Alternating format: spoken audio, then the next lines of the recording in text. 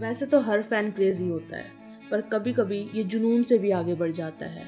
ये कहानी है एंड्री ग्रीन यानी ड्रे की, जो एक ऐसे रास्ते पे चल पड़ती है जहाँ से वापस आना बिल्कुल ही मुश्किल होता है। ड्रे को देखते ही एक चीज समझ आ जाती है कि ये सिर्फ एक नॉर्मल फैन नहीं है, ये निजा की सबसे बड़ी दीवानी है।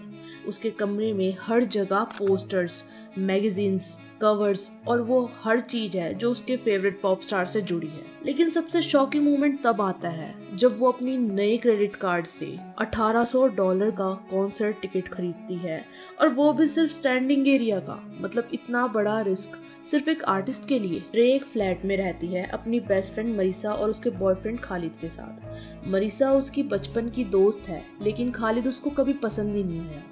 एक रात खालिद और मरीसा अपने प्राइवेट मोमेंट्स में होते हैं और ड्रे चुपके से उनको देख रही होती है। खालिद भी उसको देख लेता है और वो मोमेंट बहुत ऑकवर्ड होता है, उनके लिए नहीं, सिर्फ हमारे लिए। ड्रे सिर्फ निजा की फैन ही नहीं थी, उसका एक पूरा फैन अकाउंट भी था जिसमें 400 प्लस फॉलोअर्स हैं जो उसकी तरह ही पागल हैं। मरीसा उसे समझाती है, ये लोग सिर्फ पागल फैंस हैं, ये तुम्हारे रियल दोस्त नहीं हैं। लेकिन ड्रे की दुनिया सिर्फ एक जगह चलती है, निजा निजा निजा।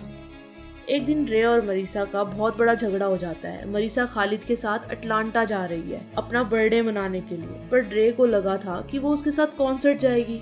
ड्रे लास्ट मोमेंट में मरीसा को रोकने की कोशिश करती है कि मत जाओ, खालिद तुम्हें धोखा दे रहा है, पर मरीसा उसे इग्नोर करके चली जाती है। फिर रात होती है, ड्रे बेड पर लेटी होती है, एक फोन कॉल आती है, मरीसा ने सुसाइड कर लिया, उसकी जान चली गई। ड्रे का दिमाग फ्रीज हो जाता है, उसे समझ नहीं आता कि क्या करे, ये सब मेरी वजह से हुआ या खालिद की वजह से। अगले दिन ड्रे खालिद के घर पहुंचती है और हमें कुछ अलग ही दिखाई देता है उसके अंदर, जैसे वो सिर्फ बदला चाहती हो। ड्रे खालिद से पूछती है, क्या तुम्हें मरीसा से प्यार था? और बिना किसी वार्निंग के वो उस पर हमला कर देती है। एक ग्लास का बॉटल उठाती है और एक के बाद एक वार करती जाती है। खून, चीखें और फिर एक डेड साइलेंस।